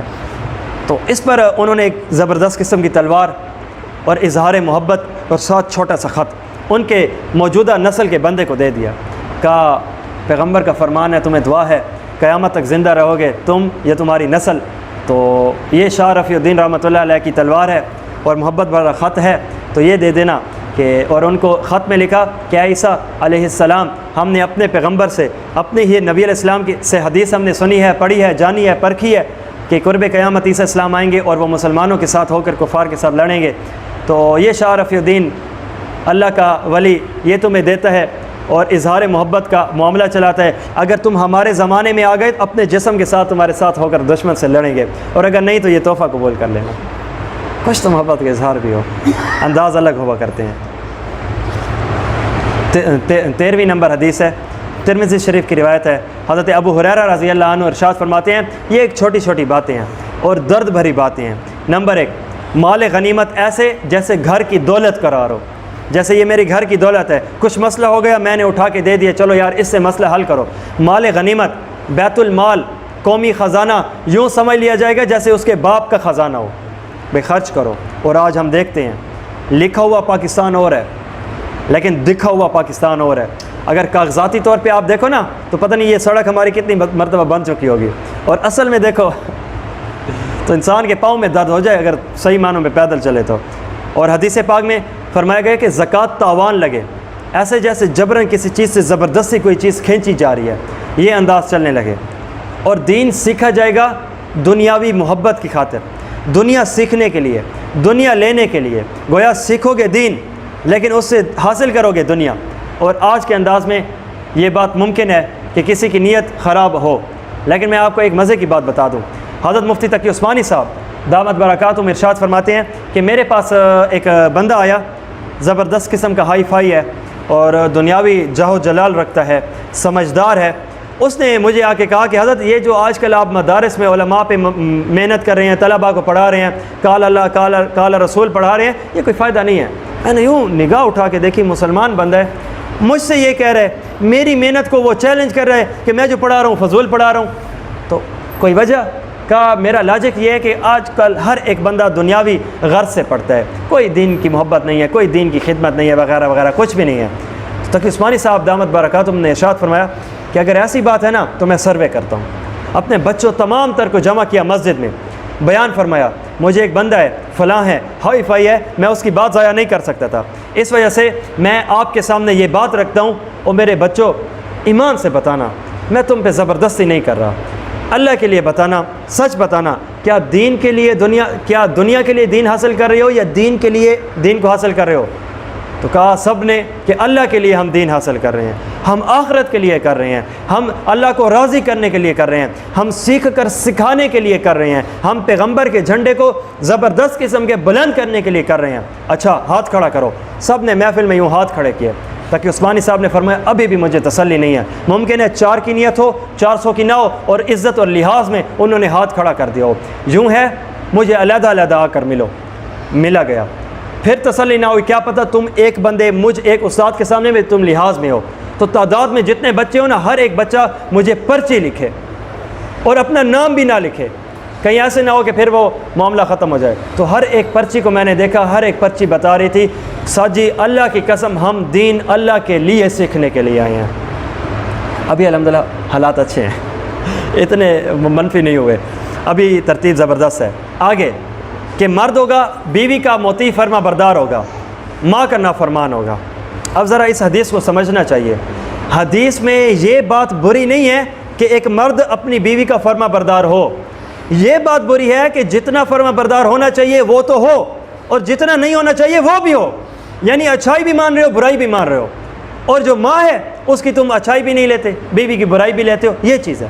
وگرنہ حدیث پاک میں تو آقا علیہ السلام نے بیوی کی بات کو لینے کا فرمایا ہے، خیرکم خیرکم لأہلی وانا خیرکم لأہلی، اور لوگوں تم میں سے بہتر وہ، اور لوگوں تم میں سے بہتر وہ ہے جو اپنے گھر والوں کے لیے بہتر ہے۔ اور سن لو، میں تمہیں اپنے آپ پہ پیش کرتا ہوں، اپنے آپ کو پیش کر کے کہتا ہوں کہ میں تم میں سے سب سے بڑھ کے اپنے گھر والوں کے لیے بہتر ہوں۔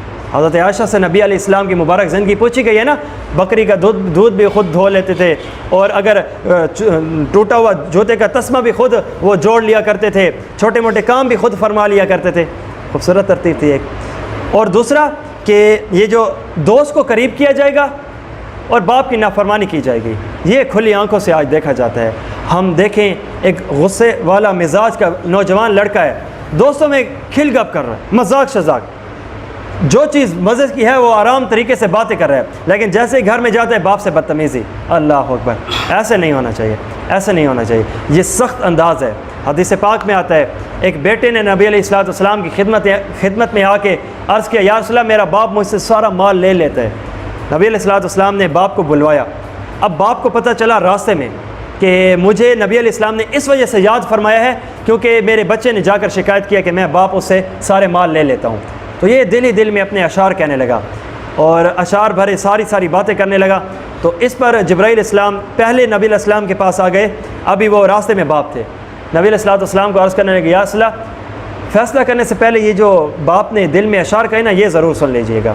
باپ پہنچا، ہاں جی وہ جو دل میں راستے میں اشعار کہے نا وہ تو چیخ نکلے، یا رسول اللہ وہ جو انسان کے دل میں تھے زبان پہ نہیں آئے، ابھی میرے کانوں نے نہیں سنے، وہ عرش پہ اللہ نے سن لیا۔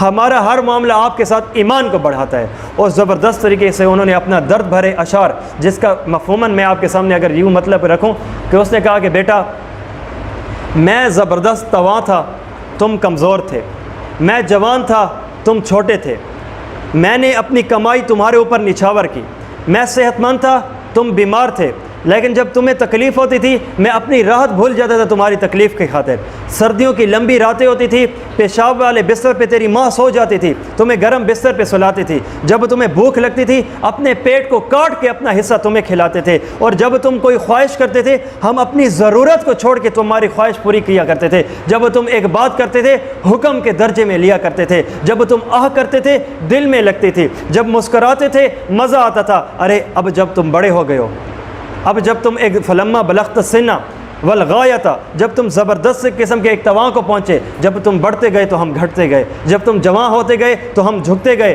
جب تیرے بال سفید نکل آنے لگے تو ہمارے بال کالے نکل آنے لگے تو ہمارے بال اس وقت سفید ہو چکے تھے، جب تیری ہڈی میں رس آنے لگا اس وقت ہم گل چکے تھے، اب ہماری یہ کہ تھوڑی سی تو امداد کر لیتا، اب یہ کہ تھوڑی سی تو ہماری مدد کر لیتا، ارے زیادہ نہیں تو ہمیں پڑوسی ہی سمجھ لیتے۔ نبی علیہ السلام کے آنکھوں سے یوں آنسو، یہاں پہ اشعار ختم ہوئے، یوں بچے کو باپ کی طرف دے کر مارا، انت و مالک لیابیک، تیرا مال تو مال، تیری ذات بھی تیرے باپ کے لیے، جا نکل جا یہاں سے۔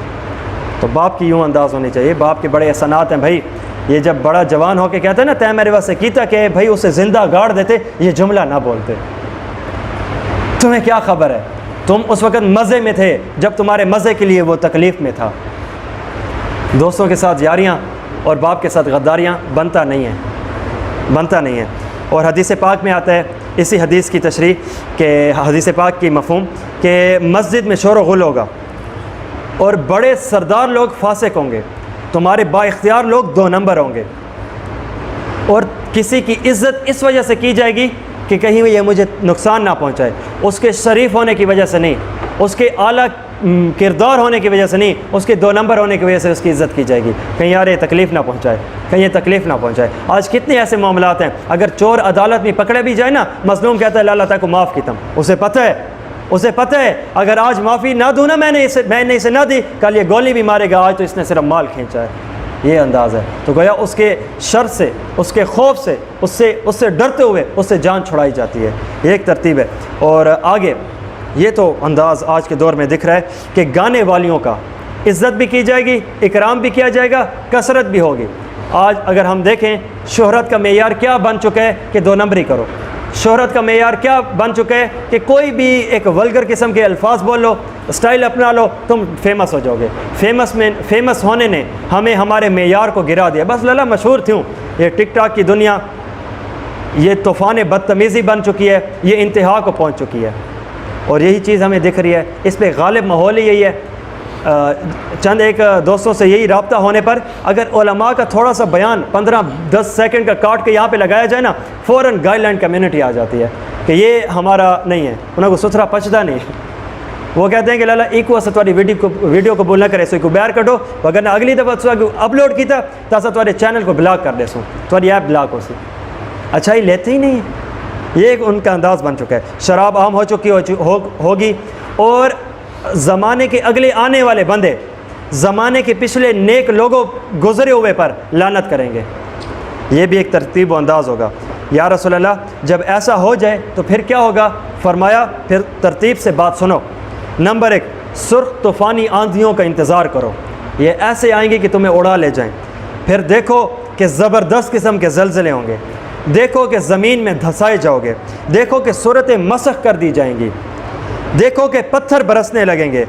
آفات یوں آئیں گی جیسے ابھی میں نے آپ کو مثال دی، جیسے ایک سے دوسرا موتی گرنے پہ آ جاتا ہے۔ یہ ایک انداز و ترتیب بآسانی ہو چکی ہوگی۔ 14ویں نمبر حدیث، حضرت علی المرتضیٰ رضی اللہ عنہ ارشاد فرماتے ہیں، ابو داود شریف کی روایت ہے کہ ماوراء نہر، یہ ایک علاقہ ہے، وہ اس میں ایک سمرقند، بخارا وغیرہ آ جاتے ہیں۔ اس میں فرمایا گیا، یہ ایک زبردست قسم کی حدیث ہے، ایک حارث نامی لڑکا ہوگا۔ کیا خوبصورت انداز ہے کہ 1450 سال پہلے بیٹھے ہوئے شخصیت نے 1450 سال بعد کی ابھی بھی ہمارے پاس بات محفوظ، جو آئندہ کسی زمانے میں ہوگی۔ حارث نام کا لڑکا ہوگا، ماوراء النہر، سمرقند، بخارا وغیرہ کی طرف، وہ کھیتی باڑی کرے گا، وہ ایک لشکر کی مدد کرے گا۔ اس لشکر کا سب سے سپہ سالار جو آگے آگے چل رہا ہوگا اس کا نام منصور ہوگا، اور یہ آل رسول میں سے ایک لشکر کی مدد کرے گا۔ نبی علیہ الصلوۃ والسلام نے ارشاد فرمایا، ہو سکے تو اس کی تائید کرنا، یا ہو سکے تو اسے مال فراہم کرنا، مکمل مدد کرنا۔ یہ ایک انداز و ترتیب ہوگی۔ 15 نمبر حدیث پاک میں آتا ہے، ابو سعید خدری رضی اللہ عنہ ارشاد فرماتے ہیں، ترمذی شریف کی روایت ہے کہ قیامت اس وقت تک قائم نہیں ہوگی جب تک کہ درندے تم لوگوں سے ہم کلام نہ ہوں، باتیں نہ کرنے لگیں۔ آگے آؤ، کوڑے کا پھندا تم سے باتیں کرے گا، آگے آؤ، جوتے کا تسمہ تم سے باتیں کرے گا، حتیٰ کہ یہاں تک انسان کی ران انسان کو بتائے گی کہ تمہارے دوبارہ گھر آنے سے پہلے تک تمہارے گھر والوں نے کیا کچھ کیا، کیا کچھ کہا۔ ابھی تو یہ انداز پتہ ہی نہیں ہے، پتہ نہیں کیا صورت ہوگی، کیسے ران بات کرے گی، کیسے جانور بولیں گے، کیا ترتیب ہوگی۔ ابھی بھی تھوڑی سی ہمیں نشانیاں ملتی ہیں، لیکن یہ کمزور باتیں ہیں۔ حدیث واضح طور پہ جیسے سورج نکلتا ہے رات کو ختم کر کے رکھ دیتا ہے، اسی طرح جب یہ کام ہوگا نا، واضح طور پہ آنکھ دیکھے گی، صحیح ترتیب ہوگی۔ 16ویں نمبر حدیث آخری ہے، اس میں حذیفہ بن اسید الغفاری رضی اللہ عنہ مسلم شریف کی روایت فرماتے ہیں کہ صحابہ فرماتے ہیں، ہم آپس میں بیٹھے قیامت کا ذکر و تذکرہ کر رہے تھے، تو نبی علیہ الصلوۃ والسلام نے ارشاد فرمایا، کیا کر رہے ہو؟ یا اصلا آپس میں بیٹھے قیامت کا ذکر کر رہے ہیں، تو نبی علیہ الصلوۃ والسلام نے ارشاد فرمایا، قیامت اس وقت تک قائم نہیں ہوگی جب تک کہ تم 10 باتوں کو اپنی آنکھوں سے نہ دیکھ لو۔ انسان تم سے مراد۔ نمبر 1، دھواں اس انداز سے آ جائے گا کہ مکمل اسے اپنے دنیا کو لپیٹے میں لے لے گا، زبردست قسم کا دھواں ہوگا، اندھیرا ہی اندھیرا چھا چکا ہوگا۔ دوسرا، جب تک کہ دجال نہیں آتا، دجال آئے گا اپنی آب و تاب کے ساتھ آئے گا۔ تیسرا، دابۃ الارض، یہ ایک بہت بڑا جانور ہے، صفا اور مروہ کی پہاڑی کو پھاڑے گا اور یہاں سے نکلے گا، اور اس کے ہاتھ میں ایک اللہ رب العزت لکھنے کا آلہ دیں گے، مسلمان کے ماتھے پہ مومن لکھے گا، کافر کے ماتھے پہ کافر لکھے گا، اور یہ بتاتا پھرے گا کہ اللہ کی نشانیوں کو لوگ مانتے ہی نہیں ہیں، ایمان لاتے ہی نہیں ہیں۔ یہ ایک بطور گلہ ہوگا، اور اس کے بعد ایک سخت معاملہ ہوگا، یہ تیسرا۔ چوتھا، سورج مغرب سے نکلے گا، ابھی تو مشرق سے نکلتا ہے، اور یاد رکھیے توبہ کی ڈیوریشن سورج کے اس انداز تک ہے، جس دن مغرب سے نکلا توبہ کا دروازہ بند، بات ختم۔ اور حدیث پاک کے مطابق ایک زمانہ آئندہ ایسا بھی آئے گا، حدیث نے خود بتا دیا، روک دینا، تبلیغ روک دینا، کام نہیں دے گی، اپنا بنانا، اپنا سنوارنا، خود کی ذات کا خیال رکھنا، جنگلوں میں چلے جانا، پہاڑوں میں اتر آنا، اور وہاں پہ اللہ اللہ کرنا، یا اصلہ کھانا پینا کا پتے کھا لینا، فتنے میں نہ آنا، سخت انداز ہوگا۔ اور اس میں جو مومن ہوں گے نا، کمال کے مومن ہوں گے۔ میں آپ کو بتاؤں، جب کبھی بھی لاجک ہے، اصول ہے کہ کام سخت ہونا تنخواہ بڑھا دی جاتی ہے، اور اسی انداز سے جب حالات سخت ہوں، نیکی کرنا مشکل ہو تو نیکی بڑھا دی جاتی ہے، اجر بڑھا دیا جاتا ہے۔ کیا انداز ہوگا؟ فرمایا، اور لوگوں یاد رکھو، اس عام دنیا ابھی قرب قیامت نہیں، ابھی علامات قیامت ظاہر نہیں، 50,000 بندے جب ایک میری سنت پہ عمل کر کے جتنا ثواب کماتے ہیں، یہ اتنا ثواب ان دنوں میں صرف ایک بندے کو ملے گا۔ سخت عالم ہوگا، سخت معیار ہوگا۔ یا اصلہ کیا عالم ہوگا؟ فرمایا میری سنت پہ عمل کرنا ایسا ہوگا، کسی کے لیے یہ بات تو آسان ہے کہ ابلتا انگارہ اپنی ہتھیلی پہ رکھ لے، یہ آسان ہوگا، لیکن سنت پہ عمل کرنا مشکل ہوگا۔ یا اصلہ اس وقت کا پھر اجر کا کیا معاملہ؟ فَلَهُ أَجْرٌ مِئَةِ شہید، 100 شہیدوں کا ثواب، 1000 شہیدوں کا ثواب۔ یہ ایک انداز و ترتیب ہوگی۔ آگے پانچواں، حضرت عیسیٰ علیہ السلام کی تشریف آوری۔ چھٹا، یاجوج و ماجوج، یہ ایک قوم ہے جس انداز سے پانی سے گزرے گی، گزرنے سے پہلے تو سمندر اور پانی ہوگا، یہ لے ٹپ ایسی تو پیچھو کیسا نہ ہو سی، اس انداز سے سارا کے سارا بربادیاں کریں گے۔ چھٹا، ساتواں، آٹھواں اور نواں، یہ جو انداز نبی علیہ السلام نے بتایا، زمینوں کا دھسنا ہے۔ یہ 3 علامات، نمبر 1 مشرق کا علاقہ، نمبر 2 مغرب کا علاقہ، نمبر 3 جزیرۃ العرب، زمین میں یوں دھسا کے رکھ دیا جائے گا۔ اگلا 10واں، حدیث پاک میں آتا ہے کہ ایک زبردست قسم کی آگ نکلے گی، لوگوں کو ہانک کر حشر کی طرف لے کر جائے گی۔ اور یہاں پہ حشر سے مراد علماء لکھتے ہیں کہ قیامت کا میدان نہیں ہوگا، کیونکہ ابھی تو بہت ساری اور بھی نشانیاں ہوں گی، اس سے مراد ممکن ہے کہ ملک شام کا ایک علاقہ ہو۔ تو قیامت کی نشانیاں ہیں، یہ میں نے آپ کے سامنے مختصر انداز رکھا ہے۔ اس پر چند ایک نشانیاں ایسی ہیں کہ جس پہ ہمیں زبردست قسم کے اعمال، فضائل بتائے گئے ہیں، عمل کرو گے فائدہ ہوگا، اور چند ایک باتیں ایسے جس سے ہمیں بچنے کی تلقین کی گئی ہے۔ تو یہ ایک ہمارا ماہانہ اصلاحی بیان علامات قیامت پہ مبنی تھا۔ اس حوالے سے اگر کوئی ساتھی قیامت کے حوالے سے بات کرنا چاہتا ہے تو وہ کر سکتا ہے۔ کوئی سوال، کوئی بات کہ کس انداز سے ہوگا، کیا ترتیب ہوگی قیامت کے حوالے سے؟ آپ نے فرمایا کہ یہ اپنی ایران حملے سے بات کریں گے، اور دوسرے جو یہ جنرل ہوں گے یہ بھی بات کریں گے، کہ یہ بات اس طرح ہوگی کہ واقعات وہی ایران ہی بات کرے گی، یا یہ کسی اور کی مثال ہے؟ حدیث پاک میں جو بات بتائی گئی ہے وہ یہی ہے کہ ایران بھی بات کرے گی، جانور بھی بات کرے گا۔ اب یہ بات ممکن ہے کہ مستقل صحیح معنوں میں ان کے اندر اتنی زبردست قسم کی ٹیکنالوجی آ جائے کہ وہ بھی بات کرے، یا اتنا کہ ہم ان کی بات سمجھ سکیں، یا اس جیسا کچھ بھی انداز ہوگا۔ اب حدیث پاک نے یہ تشریح نہیں بتائی، لیکن یہ بات ضرور ہوگی کہ جب اس جیسا انداز چلنے لگے گا نا، انسانی دماغ کہے گا ہاں یار یہ حدیث پہ فٹ ہو رہا ہے۔ اب یہ بات ممکن ہے کیونکہ آج کل چھوٹی چھوٹی چپ بھی لگائی جا رہی ہے جسم کے اندر، جس طرح آئی ڈی کارڈ کے اوپر ہے، جہاں کہیں بھی ہم گھوم رہے ہیں پتہ لگ رہا ہے، لوکیشن ٹریس ہو رہی ہے۔ اور ایک ساتھی تو یہ بھی بتا رہے تھے، ڈیر اسمل خان کے ہی ڈاکٹر ہے، تو وہ یہ کہہ رہے ہیں آج کل چھوٹی سی چپ ہے اور وہ بالکل جسم کے اندر لگا دی جاتی ہے، جس سے جو شوگر کا مریض ہوتا ہے اسے ایک نشانی پتہ لگ رہی ہوتی ہے کہ تم نے کتنا کھانا ہے یا کتنا نہیں، بس اتنا کھا لو تمہارے لیے ضرورت کے لیے کافی ہے۔ اب شوگر بڑھنے لگا ہے، اب شوگر کم ہونے لگا ہے، یہ چپ اب ممکن ہے کہ وہ بھی چپ لگائی جا سکتی ہے۔ میں نے اخباروں میں یہ پڑھا تھا کہ امریکہ یا آسٹریلیا سے یہ مشرق والی موبائل، پھر ٹچ موبائل، انفراریڈ تھا، پھر بلوٹوتھ آیا، پھر زیپیا آیا، ہر زبردست قسم کی ٹیکنالوجی نے اس وقت ذہن نہیں دیا کہ اس سے بھی بڑھ کے کچھ ہوگا، پاسبلٹی ہے اس سے بڑھ کے بھی ہو سکتا ہے۔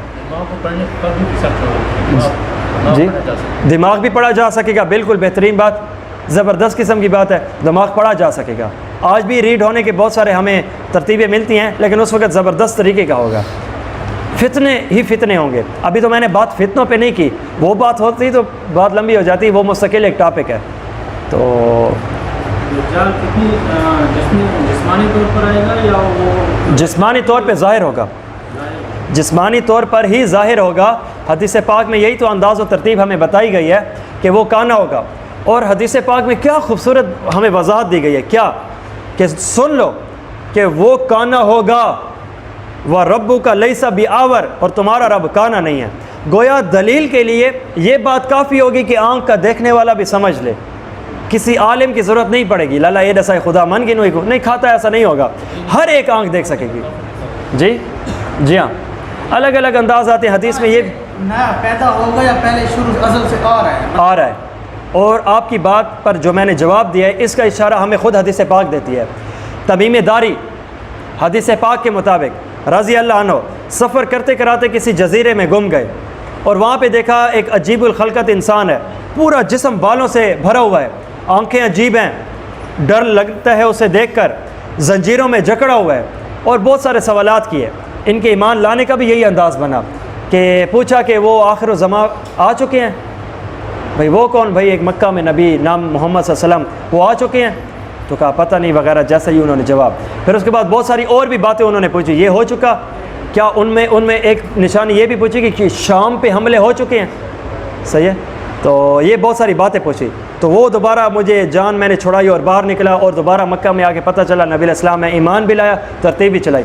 اس سے ہمیں اشارہ ملتا ہے کہ ہے، اور ہر آتے وقت میں یہاں پہ نشانیاں پوری، تو اس کے جو جکڑنے والا پن ہے وہ آہستہ آہستہ ٹوٹتا گیا، اور ہوتے ہوتے یہاں پہ جب نشانیاں پوری ہو چکی ہوں گی، وہ اپنا زبردست طریقے سے زور لے کر آئے گا۔ اور اس میں دوسری بات کہ حدیث پاک میں جو میں نے یہ بتایا کہ وہ کانا ہوگا، کیوں کہا گیا یہ؟ اتنا سخت فتنہ ہوگا، تمہارے مردہ شدوں کو وہ پیدا کر لے گا، جنت جہنم حدیث کے مطابق ساتھ لے کے گھومے گا، اس وجہ سے اس کی نشانیاں بھی واضح ہوں گی۔ کیا یہ واقعہ اردو کو زندہ کرے گا دوبارہ، یا کوئی شیاطین کی شکل ہوگا؟ ان کو تو نہیں کر سکتا، تو اس وجہ سے شیاطین کو کرے گا۔ اب بندہ سادہ حیران، بھئی یہ میری ماں ہے، یہ میرا باپ ہے، مر چکے، اسے زندہ کیا ہے، خدا کی صفت ہے، یہ ایک ترتیب ہوگی۔ اور اس طرح جو یاجوج ماجوج کے بارے میں آپ نے کہا، ان کا بھی شروع سے اسٹارٹ سے ہے کیا؟ بالکل، اس کا اشارہ ہمیں قرآن پاک دیتا ہے۔ حضرت ذوالقرنین زبردست قسم کے بندے ہیں، جن کا یہودیوں نے نبی علیہ السلام سے بھی سوال کیا تھا، وَيَسْأَلُونَكَ عَنْ ذِي الْقَرْنَيْنِ، کہ یہ ایک قوم ہے جو خطرناک قسم کی ہے، اور ان کا مزاج شروع سے لوٹ مار کا تھا۔ اور ذوالقرنین علیہ السلام جب ایک علاقے سے گزرنے لگے، ان علاقے کے سادے لوگوں نے ان ہی کی تو شکایت کی تھی کہ حضرت اللہ دا نام انہ کو جان چھوڑو، جتھا وینن کھا وینن، جہاں سے گزرتے ہیں زبردست قسم کی بربادی کر دیتے ہیں، تو اس سے آپ جان چھڑائیے۔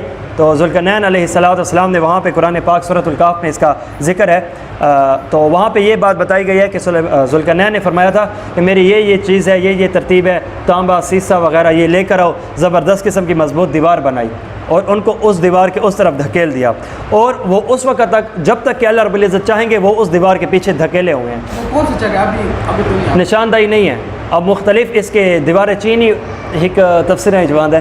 تو یہ بات ہے کہ اب نشاندہی حدیث نے نہیں کی، صحیح ہے، اور اگر نشاندہی کر دی گئی ہوتی تو پتہ نہیں اتنا تو ایٹم بم بکا دے میں نہ ہوگا، قیامت کی نشانی ہے، پورا تو ہونا ہے، انہوں نے تو آگے رہنا ہے۔ تو یہ ایک ترتیب ہے۔ ان کے بندوں کو کافر کہہ سکتے ہیں، کافر کہہ سکتے ہیں، یہ بندہ کافر ہے، منافق ہے، یا کوئی ایسی نشانی ہے؟ ہم سب سے پہلے عقائد دیکھیں گے، نظام دیکھیں گے، ہمیں خوبصورت ترتیب اسلام کی بھی دکھتی ہے، خوبصورت ترتیب کفار کی عقائد کی بھی دکھتی ہے، تو دیکھیں گے کہ اس کے اوپر کیا بات فٹ آ رہی ہے۔ اب جیسے ہم کیسے کہہ سکتے ہیں کہ یہ مرد ہے یا یہ عورت ہے؟ جسچر سے، باڈی سے کیسے کہہ سکتے ہیں کہ بھائی لالا یہ پاکستانی ہے تو ہندوستانی ہے؟ آئی ڈی کارڈ سے، اسی طرح اس نشانیوں سے بھی۔ اب سوال یہ کہ وہ نشانیاں کون سی ہیں؟ بھائی توحید مانتا ہو، رسالت مانتا ہو، رسالت میں خاصہ ختم نبوت مانتا ہو، قرآن مانتا ہو، عقائد مانتا ہو جو ضروریات میں سے ہے، آخرت مانتا ہو، وغیرہ وغیرہ، ایک ترتیب ہے۔ مانتا ہے مسلمان ہے، نہیں مانتا تو دوسری لائن نہیں کھڑا دو۔ کس इस तरह क़यामत की निशानी ग़ज़वा हिंद की भी एक हदीस है, क्या ये ऑथेंटिक हदीस? ज़बरदस्त किस्म की हदीस है। अबू हुरैरा को नबी अलैहिस्सलाम ने फरमाई थी, हदीस पाक ने इतने तक बता दिया, सुनो और उस लश्कर में हर एक बंदा जन्नती, अभी से सुन लो। ये मैं जंग के अंदर इंशाल्लाह जब बात करूँगा तो ये जंग के अंदर है। मजूज की कौम दज्जाल से पहले आएगी या बाद में? मुमकिन है कि बाद में आए, मुमकिन है, सही है। मैं इस हवाले से काफ़ी मुझे एक मुस्बत लालच थी कि यार पहले कौन आएगा, क्या तरतीब है। तो एक रिसाला मेरे सामने कुंदियाँ मदरसे में जब मैं था तो वहाँ पढ़ा था हज़रत मौलाना यूसुफ लुधियानवी रहमतुल्लाह अलैह से, और उनसे किसी ने सवालात किए थे, और मैं कहूँ गोया जैसे उसने मेरी ही सोच के सवालात किए, कौन पहले आएगा, कौन क्या तरतीब। वो मैंने जब पढ़ा तो बैठ गए, घंटा डेढ़ मैंने उसे ख़त्म करके मैं उठा, लज़्ज़त आ रही थी, अपना मिजाज का टॉपिक था। तो उसमें जो मैंने देखा है हदीस पाक के मुताबिक जो तरतीब चलाएं, सबसे पहले इमाम महदी आएंगे, फिर उसके बाद दज्जाल आएगा, फिर उसके बाद हज़रत ईसा अलैहिस्सलाम तशरीफ़ लाएंगे। ये खूबसूरत तरतीब है, इसके ऊपर बात करेंगे तो लंबी हो जाएगी, अपने इंशाल्लाह जब टॉपिक बनाएंगे तो इसके ऊपर बात करेंगे। मुख्तसर ये और आ गई अजूज मजूज, तो ये आखिर के खाते हैं, ये आएगी मुसलमानों को खाएगी, तकलीफ़ देगी, बर्बादियाँ कर देगी। मुसलमान हाथ उठाएंगे, या अल्लाह इन देखो जान छोड़ा, तो ज़बरदस्त किस्म की बारिश होगी और एक तरतीब चलेगी, ये मर जाएंगे, फिर इनकी बू होगी, फिर मुसलमान इससे तंग होंगे, फिर बारिश आएगी, बहा के ले जाया जाएगा, बू होगी वो भी ख़त्म हो जाएगी। एक ज़बरदस्त अभी इस्लाम का दौर आना है, ऐसे आएगा कि एक सहाबा ने हुज़ूर पर सल्लल्लाहु अलैहि वसल्लम से फरमाया था कि क़यामत कब आएगी। उन्होंने फरमाया कि मतलब एक दिन या डेढ़ दिन, वो क़यामत आसमानी एक दिन या डेढ़ दिन, उसमें आप कुछ वज़ाहत करें ना कि मतलब वो 10,000 साल और 1500 साल की मुद्दत है। आखिरत के दिनों का हिसाब अलग है, दुनियावी दिनों का हिसाब अलग है, वो एक मामला बिल्कुल अलग है, वो ये वाला मामला बिल्कुल अलग है, सही है। और हदीस पाक में इस जैसे अंदाज़ और अल्फाज आते हैं, सही ना, उसका मुस्तकिल तयन के 2021, 20 या 28 वगैरह इस चीज़ से हम नहीं कर सकते, अगर ना ये बातें आती हैं। जी हाँ, 50,000, जी हाँ, ये कितने, ये ख़ुद कुरान पाक की तरतीब है, सही है। तो ये इसके मुख्तलिफ़ जवाबात दिए गए हैं कि किसी के लिए तकलीफ़ के लिहाज से ज़्यादा होगा और किसी के लिए क्या अंदाज़, किसी के लिए क्या अंदाज़, इसके और भी जवाबात दिए गए हैं। दुआ कर लें या किसी का साथी का सवाल है, मैं इंशाल्लाह नहीं थकता, अगर आप लोग बैठने को तैयार है तो मैं बैठा हूँ, अगर कोई सवाल। पूरी दुनिया में कमों बेश मुसलमानों की तादाद मतलब 65 से 70% है, दूसरे मतलब जो गैर मुस्लिम हैं उनकी तादाद कम है। तो आज दूसरा साल हो गया है, हम देख रहे हैं कि दुनिया के किसी भी कोने में हमारे उलमा या हम मुसलमान इस हमले पर कोई एहतजाज नहीं कर रहे, कोई आवाज़ नहीं उठा रहे, कोई दुआ का एहतमाम नहीं कर रहे। तो हमने तो उलमा से यही सुना है कि अगर अल्लाह पाक और रसूल ने भी फरमाया है कि कोई आफत मुसीबत आए तो आप लोग मसाजिद को आबाद करें, दुआओं का एहतमाम करें। और हमें हमारी ये हुकूमतें हैं, पूरे मुस्लिम ममालिक की हुकूमत, मैं एक पाकिस्तान की नाम कहूँगा, वो मसाजिद से हमें रोक रही है। ये क्यों हज़रत? ये इसलिए है क्योंकि बिकाऊपन है, हम लोग भीड़ हैं, जमात नहीं है। जिस तरह बाज़ार में भी रश है और स्कूल में भी रश है, स्कूल के रश को जमात कहते हैं, क्यों? सबके एक ही नज़रिया है, लाला ई टाइम इस्लामियात पढ़नी है, मुताला पाकिस्तान पढ़ना है, बियालॉजी ज़ालॉजी, तो सबका नज़रिया एक हो, अफराद करोड़ भी हों, इनको जमात कहते हैं। और हमारी मिसाल भीड़ की है, बाज़ार में कोई इतना महंगा पे, कोई आपड़ा कम, कोई आपड़ा, कोई सामने आवे तो हारन लागू ताट, सही है। ये तरतीब है। जब मैंने अभी अपने बयान के दरमियान में जब ये बात की है ना कि जब शाम में कुछ हो तो मेरे दिल को कुछ होना चाहिए,